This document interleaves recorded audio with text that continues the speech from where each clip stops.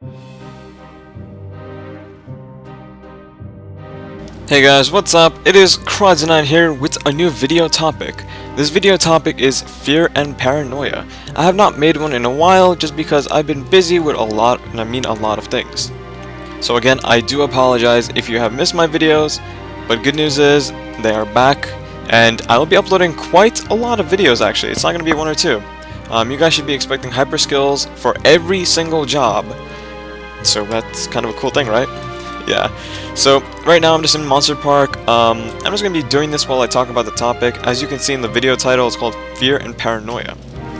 And what I mean by fear and paranoia, you may be thinking, perhaps, maybe not. I mean things of life.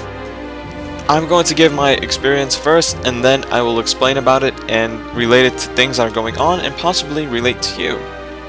When I was a kid, I was at Orlando theme park in Florida. Universal Studios, and they had this ride. I think it was called Twister, and it's not a roller coaster as you may be thinking. It's actually like a little joyous ride, more like a theme type thing where you walk in and it gives you this atmosphere of there being a twister or a tornado, and it scared me as a child. First you just walk through an entrance and you watch like a cutscene from the movie Twister. I think that was a movie, or it was just a cutscene specifically for that attraction. And as a kid, I was terrified. I felt almost emotionless there, to be honest. My parents were confused about why I was like not showing any emotions the rest of the day, because I was scared and I was paranoid out of my mind. And for the years to come, every time I go to Universal, I was paranoid about there being a tornado or something. And I was a really little kid. I was about maybe 8 or 9 back then, so you know, it's kind of reasonable to say why I was paranoid. It was new to me. It was scary. And I actually experienced watching it. So the attraction came to be where you walk in a circle because there's a line, and then you walk into like the stage type thing.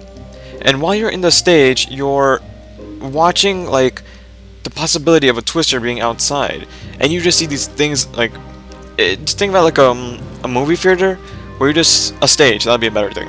And you just see land, you see a dark sky, you hear these loud noises of a twister, and you just see these cows flying by, fire bursting out of nowhere. And as a kid, you know, these sudden things aren't exactly favorable. And then all of a sudden, there was like a roof type thing above us. It just came crashing down, and you know, not on us, but it just made this crashing sound. You saw it lift up and then crash down, and it was scary. I was out of my mind afraid. So it's just little things like that, unexpected things that bring fear and paranoia to you. Now, I want to relate this to something that's happened recently: the Boston Marathon, and also the Texas explosion at the plant, I believe it was.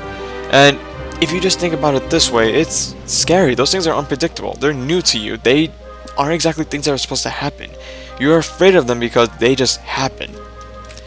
Now, if you have a relative there, or you had somebody there, it's unexpected to you. You don't know what's going to happen to them. You don't know what's going to happen afterwards either to you. This relates to the twister thing being, okay, so I don't know what's going to happen on the stage, but I don't know what's going to happen when I go back into the outside. Will there be a twister whenever there is like high winds or something? So, of course, it's a very big tragedy, but it's also the topic of fear.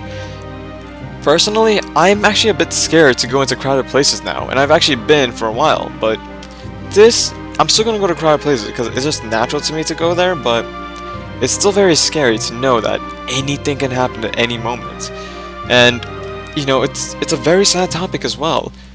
And I know I've been saying "and" a lot, but it's just like something that you have to think about. So people are being afraid of going to crowded places now, and that's reasonable. Things are happening, and that's a reason why people are scared. Just like as a kid, I was scared of twisters because I saw what would happen with a twister. You see what happens, so you're afraid of that happening to you. So this is where I think that you have to live your life to the fullest. You don't have to live your life to be a stupid idiot. You have to live your life in a very reasonable way.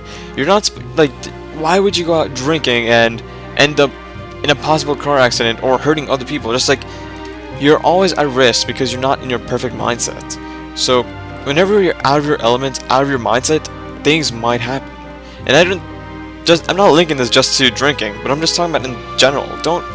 Don't do something stupid because people are pressuring you to. If you're going to be pressured into doing something, do something smart.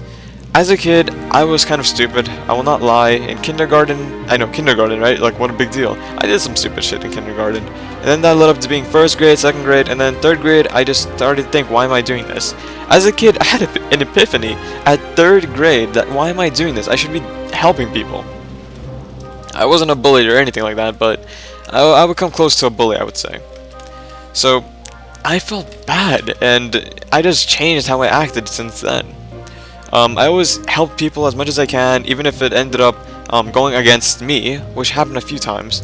And I would just try to help as much as I can to anyone, whether it would be teaching them to do something in school, or helping them outside of school if they needed help, just little things if possible.